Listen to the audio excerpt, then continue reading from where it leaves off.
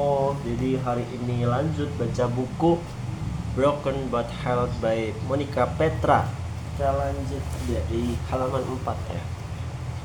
Oke. Samuel kecil lahir dan tumbuh besar di lingkungan keluarga yang menyayanginya. Meski dengan segala kekurangan dan kelebihan kedua orang tuanya. Seperti kebanyakan bocah pada umumnya, Samuel senang bermain bersama teman-temannya sebayanya di pematang sawah dan bersepeda ria. Ayahnya cukup keras mendidiknya.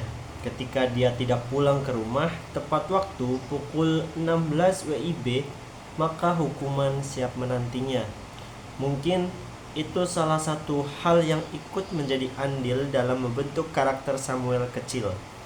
Hingga menginjak bangku SMP, Samuel tumbuh menjadi anak yang pemalu, rendah diri, dan tidak punya prestasi di sekolah. Tidak ada yang bisa dibanggakan orang tua darinya. Memiliki seorang ibu guru SD tidak lantas membuat Samuel menjadi anak yang pandai atau rajin belajar. Justru sebaliknya. Atau mungkin tanpa sadar, Samuel sebenarnya merasa tidak kuat menyandang predikat sebagai anak guru. Prestasi-prestasi yang diraihnya nyaris tidak ada hubungannya dengan bidang akademik.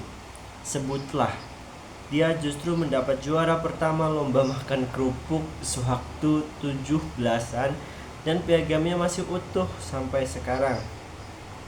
Ketika SMP, Samuel mulai mengalami sedikit perubahan dalam hidupnya. Sam panggil seorang teman ketika pulang sekolah. Samuel menghampiri anak itu. "Buat kamu." Anak itu menggenggam sesuatu ke tangan Samuel. Samuel membuka genggaman tangannya, sebuah gantungan kunci dari Singapura. Senyum lebar berkembang di wajah Samuel. Memang temannya itu baru pulang dari Singapura, tapi Samuel tidak menyangka dia mendapat oleh-oleh darinya. Sederhana tapi berarti. Seorang yang pemalu dan suka minder seperti dirinya ternyata masih memiliki teman yang memperhatikannya. Bukankah itu berarti bahwa dirinya tidak terlalu buruk? Ia tidak seburuk dugaannya sendiri. Anak bodoh, tidak berprestasi, dan hanya bisa membuat masalah. Jadi, bukankah itu semua bukan akhir dari hidupnya?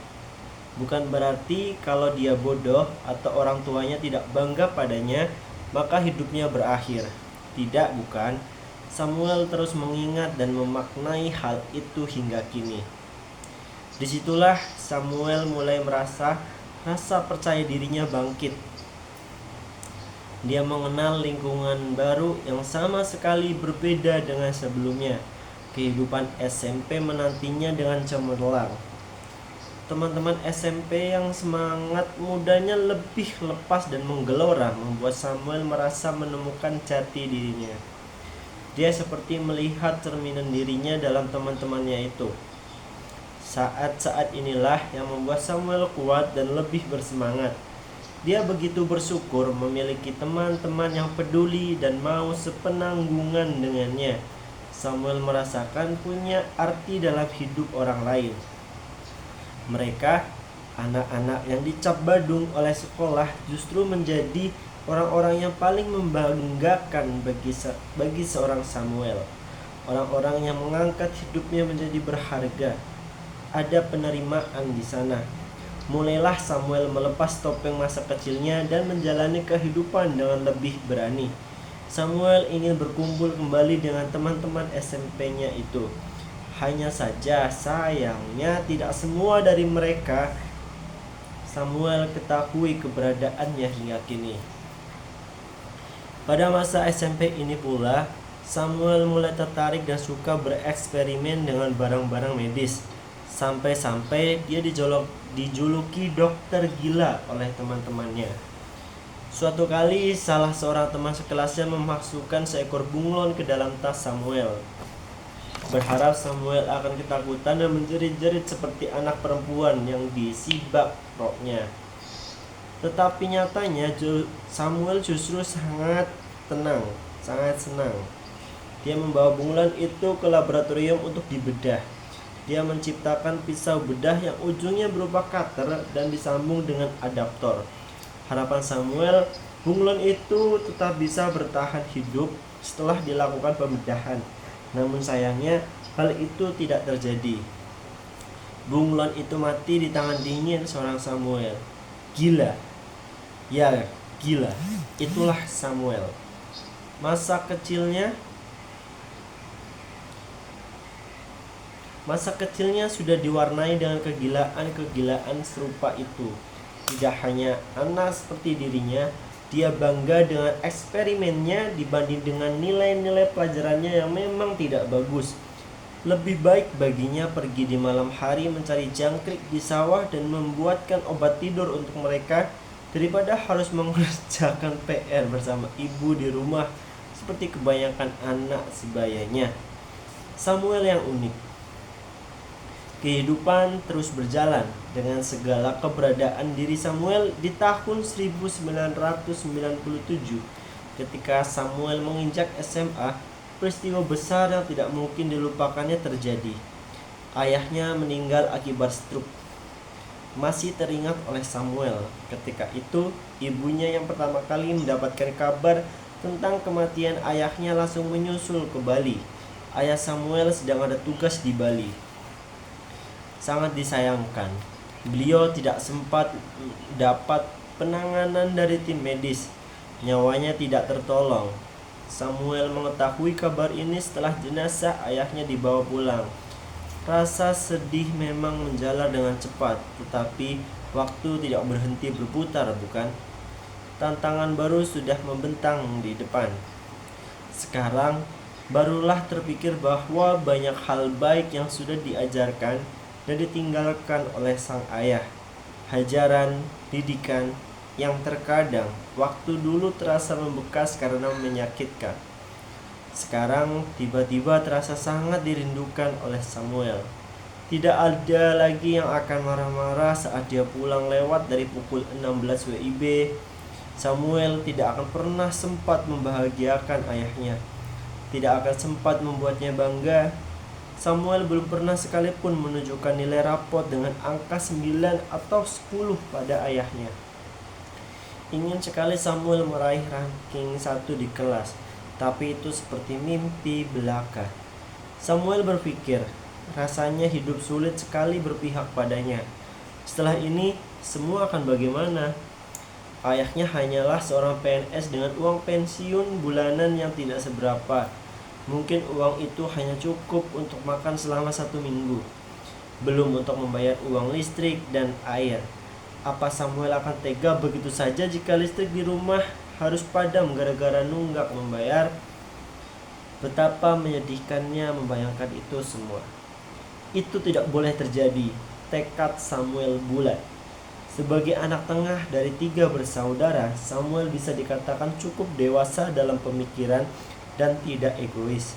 Dia tahu adiknya membutuhkan biaya sekolah. Dirinya sendiri tentu juga masih ingin kuliah. Sementara kakaknya, yang penting dia bisa mencukupkan dirinya sendiri saja. Sudah tidak apa-apa. Lalu, uang dari mana untuk hidup dan sehari-hari bersama adik serta ibunya? Berapa banyak penghasilan seorang guru SD? Tidakkah itu terlalu berat untuk ibunya? Meski beliau tidak pernah mengeluh di depan anak-anaknya, tapi Samuel mengerti. Ada beban yang tak terelakkan di pundak beliau.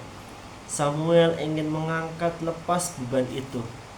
Ma, katakan saja jika beban itu berat. Meski masih SMA, tidak terpikir di benak Samuel untuk menjadi peminta-minta. Pasti ada sesuatu yang bisa dia kerjakan. Dia harus bekerja bagaimanapun caranya. Mulailah Samuel bekerja apa saja selama itu halal, demi menambah uang sakunya. Berjualan deterjen, sirup dari rumah ke rumah, semakin mengasah kemampuan berkomunikasinya. Untung memang di SMA dia bergabung dengan ekstrakurikuler teater. Rasa percaya dirinya untuk berkomunikasi dengan orang lain sudah mulai terbentuk meski dia tidak bisa mengucapkan huruf R. Tidak seberapa uang yang terkumpul, tapi Samuel puas. Terkadang dia berikan semua uang hasil kerjanya untuk sang ibu, untuk sekedar membeli beras yang hanya tinggal 1 liter saja. Entah bagaimana Samuel bisa meneruskan kuliah. Dia sempat bergelut dengan UMPTN tetapi tidak berhasil lulus. Apa dikata, dia pun sadar diri dengan kemampuan akademiknya yang di bawah rata-rata. Akhirnya dia mendaftar di Akademi Kesehatan. Dia belum paham betul ingin menggeluti bidang apa, tetapi dia hanya mengikuti passionnya saja kali ini. Dia merasa sangat tertarik dengan segala hal yang berhubungan dengan ilmu pengobatan manusia. Disinilah tanpa Samuel sadar, Tuhan sedang menuntunnya ke suatu jalan hidup yang ia kehendaki. Sukar bagi Samuel untuk mengerti semua, tetapi semakin lama semua menjadi semakin terang. Prestasi kuliah Samuel tidak lantas membaik meski ia kuliah di bidang yang sangat menarik baginya. Intinya, Samuel memang tidak senang belajar, dia hanya senang bermain dan bereksperimen. Samuel tetap sibuk bekerja, berjualan batik dan sebagainya. Naluri bisnisnya semakin kuat demi terus menyambung hidup di bangku kuliah. Samuel juga pernah menjadi tukang ojek di kalangan para mahasiswi, teman-teman kampusnya sendiri. Sebenarnya, niatnya bukan seperti itu, dia tulus niat memberi boncengan kepada teman-temannya. Tetapi teman-temannya pun juga tahu bagaimana kondisi hidup Samuel. Jadi mereka selalu memberi imbalan uang kepada Samuel. Jadilah Samuel dikenal sebagai tukang ojek kampus. Samuel senang bergaul dengan teman-teman wanitanya dan terkadang ikut mampir ke indekos mereka. Ngapain ayo? Karena mereka suka memiliki makanan lebih. Berkah bagi Samuel jika mendapat jatah makanan itu. Kadang-kadang mereka masak bersama. Itu pula yang menjadi awal mula hobi memasak Samuel. Sibuk dengan bekerja sambilan, Samuel bahkan sempat hampir dikeluarkan dari kampus karena IP-nya hanya 1,9. Puji syukur dia masih bisa lulus juga dengan sangat susah payah dan berhasil memperoleh IPK 2,4. Yap, 2,4. Akan bekerja apa dia setelah ini, itu tantangan besar baginya. Banyak mahasiswa yang lulus dengan IPK cum laude saja masih sulit mendapat pekerjaan. Selama 2 tahun, Samuel sempat bekerja di rumah sakit, lalu melanjutkan bekerja di School and Therapy, klinik tumbuh kembang anak, Semarang selama 4 tahun. Masa bekerja ini menjadi masa yang penuh gemblengan bagi Samuel. Dia bahkan tidak keberatan untuk membuka klinik hingga pukul 2 dini hari. Adanya dia yang sekarang ini adalah berkat pembentukan di saat-saat sulit. Namun Samuel tidak merasa panggilan hidupnya adalah bekerja dengan orang lain. Di tahun 2008, ia memberanikan diri untuk keluar dari pekerjaannya dan benar-benar memulai lagi dari nol. Semua ilmu yang didapat kini bisa diterapkan sendiri untuk mencari klien. Sebagai seorang konsultan kesehatan yang masih terbilang cukup muda, Samuel tidak pernah memasang tarif tertentu. Dia bersedia diberi imbalan seikhlasnya. Imbalan paling rendah yang pernah dia dapat adalah tidak dibayar. Kala itu, Samuel sedang menangani klien yang sebenarnya boleh dikata kaya raya. Tetapi ternyata justru orang kaya ini menabok Samuel. Samuel pun tidak mau berdebat panjang jika memang tidak ada keikhlasan untuk memberi imbalan atas jasanya. Begitulah, terkadang kita harus merasakan yang paling pahit untuk bisa menjadi lebih besar. Oke guys, sekarang sampai di episode 11. Halaman 11. Next video kita akan lanjut dari halaman 11 ya. Tadi kita mulai di halaman 4. Berarti kita mulai di berapa halaman hari ini?